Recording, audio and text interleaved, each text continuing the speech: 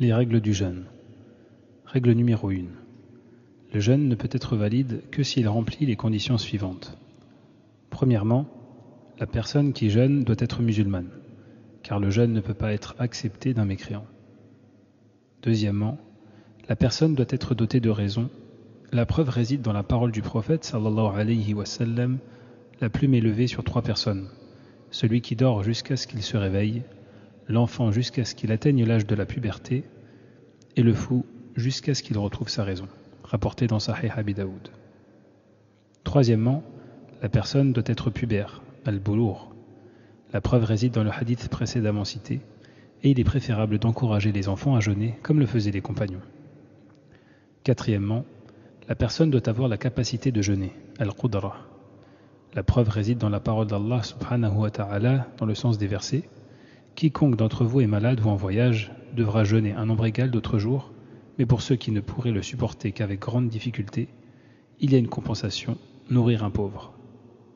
Et si quelqu'un est volontaire pour plus de bien, c'est mieux pour lui, mais il est mieux pour vous de jeûner si vous saviez. Surat al-Baqarah, verset 184. Les malades peuvent être divisés en 2 catégories. Ceux pour qui il y a l'espoir de guérison, comme ceux qui ont une maladie temporaire dont il y a l'espoir de guérison. Dans ce cas, la personne devra jeûner un nombre égal d'autres jours. Les cas où la maladie est incurable, et dans ce cas, ces personnes sont autorisées à ne pas jeûner pendant le ramadan, mais elles doivent nourrir chaque jour une personne pauvre. Toutes les expiations qui doivent être faites par la nourriture, sans exception, correspondent à un demi-sa', et un sa' équivaut à 2 kg et 100 grammes. Cinquièmement, la personne ne doit pas être en voyage et doit être résidente.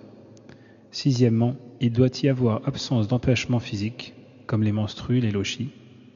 Septièmement, la personne doit avoir l'intention de jeûner. L'intention est une adoration du cœur et la formuler verbalement est une innovation. Règle numéro 2. Le mois du Ramadan ne commence qu'à partir de la visualisation du croissant de lune, al-hilal. Et s'il n'est pas possible de le voir, on complète le mois de Sha'ban à 30 jours. La preuve réside dans le hadith rapporté par Al-Bukhari.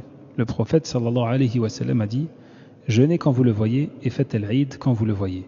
Et s'il y a un empêchement pour le voir, complétez les 30 jours de Sha'ban. » Concernant les calculs astronomiques, les pieux prédécesseurs sont unanimes quant au fait de ne pas se baser dessus, malgré ce que cette science existait à leur époque et bien avant eux. Pour quelle raison ? Parce que le législateur a lié les adorations collectives et générales à des signes universels, comme la prière.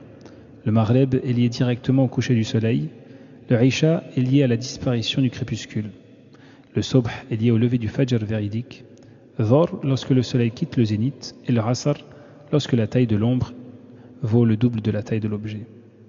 Il y a aussi l'exemple du Hajj dans sa parole, subhanahu wa ta'ala, dans le sens des versets. Il t'interroge sur les nouvelles lunes, dit « Elles servent aux gens pour compter le temps et aussi pour le Hajj ». Toutes les adorations importantes et collectives sont liées à des signes universels visibles par tous, faciles à connaître de tout musulman, qu'il soit homme de science ou homme de la masse, cultivé ou illettré, citadin ou bédouin, et aussi pour que cela demeure loin des altérations et des passions des hommes, des politiques, des clergés, comme cela est arrivé aux gens du livre qui nous ont précédés. Et que faire lorsque le croissant est visible dans certains pays et qu'il ne l'est pas dans d'autres ?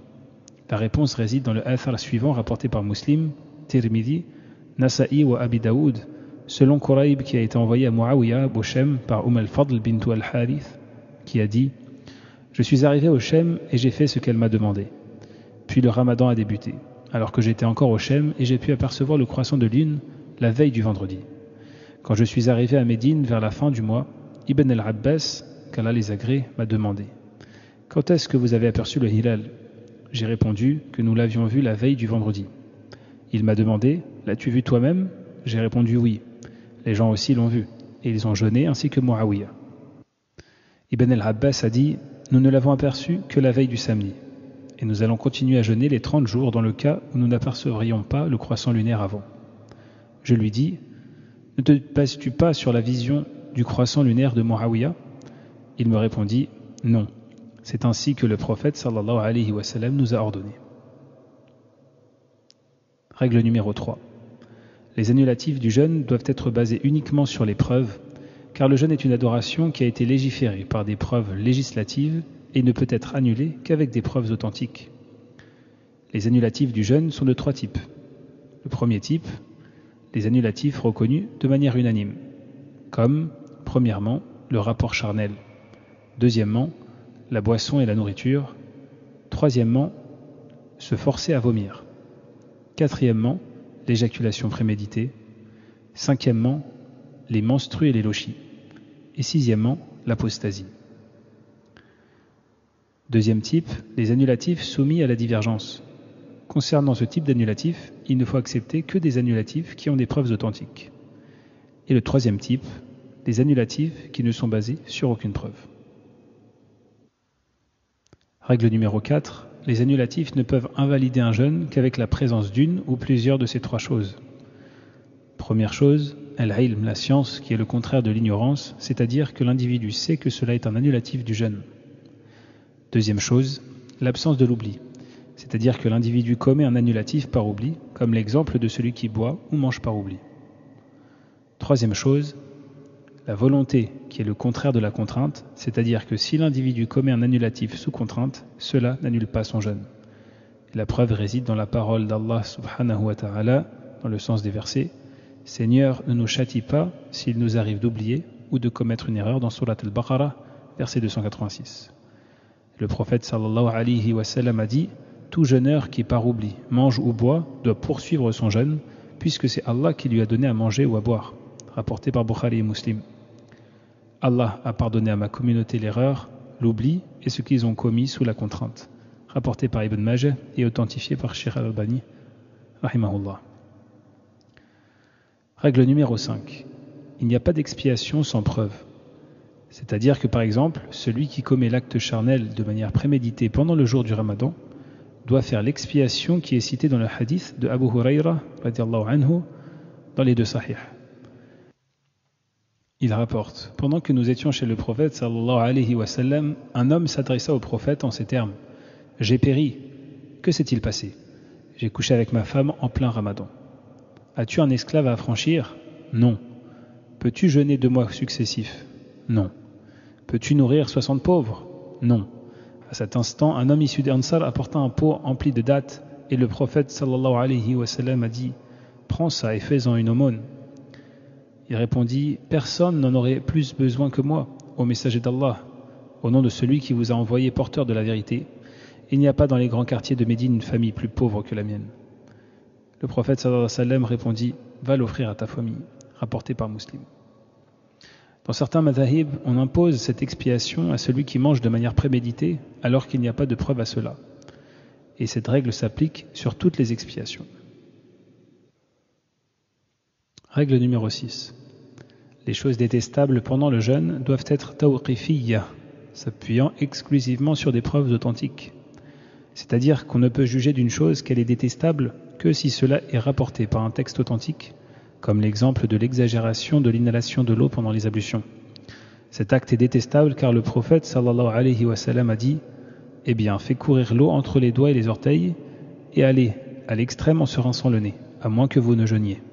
Rapporté par Abu Daoud et Tirmidhi, authentifié par Sheikh al-Albani dans Sahih al-Tirmidhi. Ou encore comme l'exemple d'embrasser son épouse pendant la journée du jeûne. D'après Abu Huraira radiyallahu anhu, un homme demanda au prophète sallallahu alayhi wa sallam s'il pouvait caresser son épouse pendant qu'il jeûnait. Le prophète sallallahu alayhi wa sallam le lui permit. Un autre homme vint le trouver pour la même question et il le lui interdit. Celui à qui il avait donné la permission était un vieillard et celui à qui il l'a interdit était un jeune homme. Rapporté par Abu Daoud, authentifié par Sheikh al-Albani, rahimahullah. Et comme exemple des choses jugées détestables sans preuve, le fait d'utiliser le siwak ou de se parfumer pendant la journée de jeûne. Règle numéro 7. Les choses préférables pendant le jeûne sont tawqifiyya, s'appuyant exclusivement sur des preuves authentiques. Exemple des choses préférables pendant le jeûne. Premièrement, le repas du suhour. Le prophète sallallahu alayhi wa sallam a dit: Prenez le suhour car il y a dans le suhour une bénédiction, rapportée par Bukhari et Muslim. Deuxièmement, retardez le suhour. Zayd ibn Thabit a dit: On a fait suhour avec le messager d'Allah sallallahu alayhi wa sallam, puis nous nous sommes levés pour faire la prière. Je lui ai demandé combien de temps y avait-il entre les deux. Il m'a répondu l'équivalent de 50 versets, rapporté par Bukhari et Muslim. Troisièmement, hâtez la rupture du jeûne. le prophète sallallahu alayhi wa sallam a dit: les gens resteront dans le bien tant qu'ils hâteront la rupture du jeûne. Quatrièmement, rompre le jeûne avec les dates ou bien avec de l'eau. Anas rapporte que le messager d'Allah sallallahu alayhi wa sallam rompait le jeûne avec des dates avant la prière et s'il n'en trouvait pas avec de l'eau. Rapporté par Abu Daoud et Tirmidhi et authentifié par Sheikh al-Albani rahimahullah. Cinquièmement, invoquer à l'heure de la rupture du jeûne et pendant le jeûne. D'après Abu Huraira radiallahu anhu, le prophète sallallahu alayhi wa sallam a dit: il y a 3 personnes dont l'invocation n'est pas repoussée: le gouverneur juste, le jeûneur lorsqu'il rompt son jeûne, et l'invocation de la personne qui subit une injustice, rapporté par Tirmidhi dans ses Sunan et authentifié par Sheikh al-Albani dans sa correction de Sunan al-Tirmidhi. Sixièmement, la multiplication des aumônes et de la lecture du Coran. D'après Abu Huraira radiallahu anhu, le prophète sallallahu alayhi wa sallam était le plus généreux des hommes, et le moment où il était le plus généreux était durant le Ramadan, lorsque Jibril le rencontrait. Jibril alayhi salam venait à lui chaque nuit du Ramadan afin de lui enseigner le Coran. Ainsi, lorsque le prophète sallallahu alayhi wa sallam rencontrait Jibril, il était plus généreux que les vents envoyés, rapporté par Bukhari et Muslim. Septièmement, intensifier les efforts pour les prières nocturnes et surtout lors des 10 dernières nuits. Celui qui prie les nuits de Ramadan avec foi et en espérant la récompense d'Allah, ses péchés passés lui seront pardonnés. Et celui qui prie la nuit d'Al-Qadr avec foi et en espérant la récompense d'Allah, ses péchés passés lui seront pardonnés, rapporté par Bukhari et Muslim. Huitièmement, faire une umrah pendant le Ramadan. Comme il a été rapporté par Bukhari et Muslim, une umrah pendant le Ramadan équivaut à un hajj. Règle numéro 8. Tout ce qui pénètre à l'intérieur du corps est de 2 types, nutritif ou non nutritif. Tout ce qui rentre par la bouche et le nez annule le jeûne, qu'il soit nutritif ou non. Et ce qui pénètre dans le corps en dehors de la bouche et du nez, comme les yeux, les oreilles, la peau, la voie anale et tout ce qui est type de perfusion, si cela est nutritif, le jeûne est annulé. Et si cela n'est pas nutritif, alors cela n'annule pas le jeûne. Règle numéro 9. Quiconque annule son jeûne pour une raison légiférée n'a pas à s'abstenir pour le reste de la journée. Et quiconque annule son jeûne pour une raison non légiférée est dans l'obligation de s'abstenir l'ensemble de la journée. Exemple, une femme qui a eu ses menstrues pendant le jour de Ramadan n'est pas obligée de s'abstenir le reste de la journée, tandis qu'une personne qui a mangé volontairement sans excuse légiférée est dans l'obligation de s'abstenir le reste de la journée. Règle numéro 10. Tout individu qui a le choix de jeûner ou de ne pas jeûner doit choisir le plus facile par rapport à sa situation. Une personne en voyage a le droit de jeûner ou de ne pas jeûner. La décision revient à cette personne qui choisira ce qui lui est le plus facile. Chaque fois que le prophète sallallahu alayhi wa sallam avait à choisir entre 2 options, dont l'une était plus facile que l'autre, il choisissait la plus facile tant qu'elle ne comportait pas de péché.